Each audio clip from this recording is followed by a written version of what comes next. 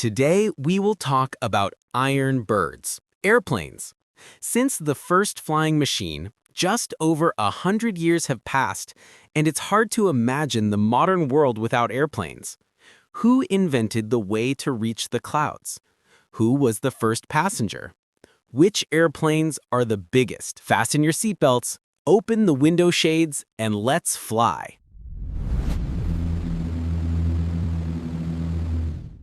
People have always wanted to fly.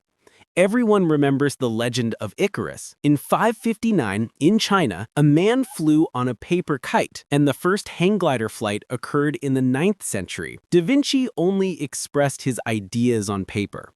The first real attempts to lift a human into the air were made at the end of the 18th century. The first widely documented flight was the balloon flight of the Montgolfier brothers in 1783. In 1852, a dirigible with a steam engine designed by Henry Giffard took to the air. At the same time, scientists studied glider flights. In 1891, Otto Lilienthal learned to fly a hang glider, but the idea of an airplane remained unrealized. The invention of the airplane is officially credited to the Wright brothers, whose Flyer 1 made a 12-second flight in 1903. The frame was made of spruce, and a gasoline engine powered it.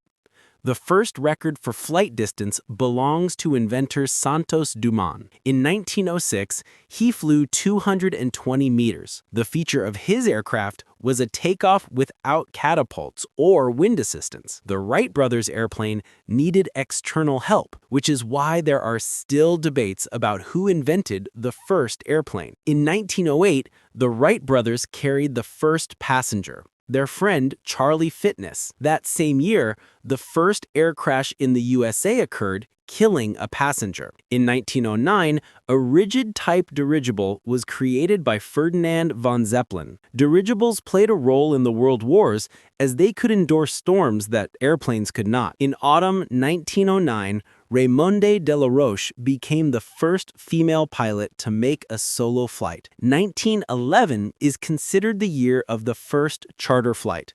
A wealthy passenger of a liner forgot his glasses, and the airline hired a British aviator to catch up and return them.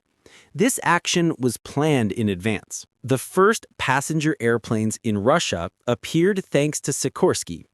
In 1913, under his leadership, the biplane Ilya Muromets was constructed. 16 people and a dog were on board for the first flight. The plane set a record, flying from St. Petersburg to Kiev without refueling. Ilya Muromets was a breakthrough.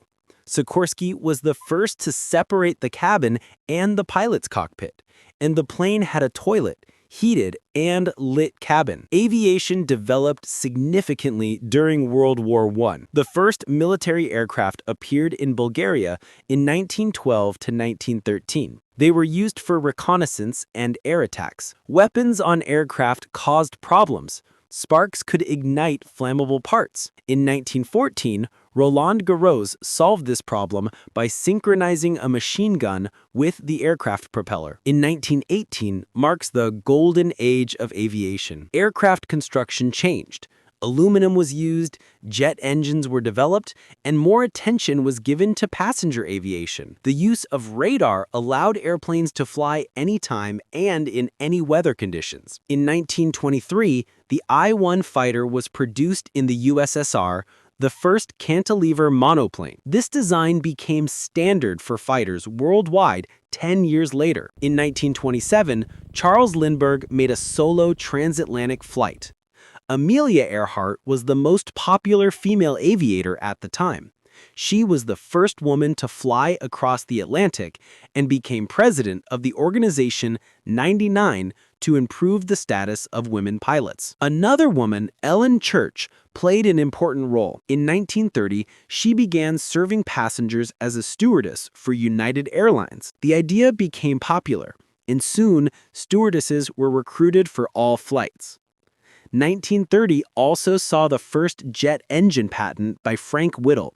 The working model was later built by German engineer Hans von Ohain. In 1934, one of the first Soviet aircraft appeared, AN-T-20 Maxim Gorky, flown by Antoine de Saint-Exupéry. The era of dirigibles ended in 1937 after the Hindenburg disaster, killing 36 people. By the late 1930s, the world prepared for war. Fighter classifications were established, and almost 1 million planes were built post-war. In 1937, the Messerschmitt 109 became one of the most maneuverable and fastest planes of the war. In 1939, Germany tested the Heinkel H-178 jet plane, but the jet's potential was partially realized. Heinkel also created the Heinkel H-111 bomber. In the UK, Supermarine Spitfire fighters and Lancaster bombers were used. In the USSR in 1941, the IL-2 ground attack aircraft was launched, producing over 39,000 units. It was called the Flying Tank. In 1943, the Yak-3 light fighter was tested, and a year before the war ended, the Law-7 was introduced. Soviet ace Kojadeb shot down 17 German planes. After the war, military aviation became secondary. Inventors focused on transporting people commercially and converted bombers. Rocket aviation developed rapidly. In 1947, Chuck Yeager broke the sound barrier in the Bell X-1. Soviet pilot Sokolovsky did the same in the La-176. In 1952, regular flights began for the Comet jet airliner, but after 4 crashes, it was withdrawn. In the USSR, the Tu-104 was the first jet airliner.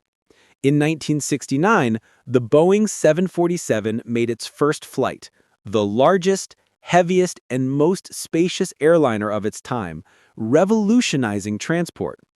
In 1975 to 1976, the Concorde and Tu-144 supersonic planes were used by the UK and the USSR, but they were economically ineffective. In the 1980s, Soviet designers developed new models.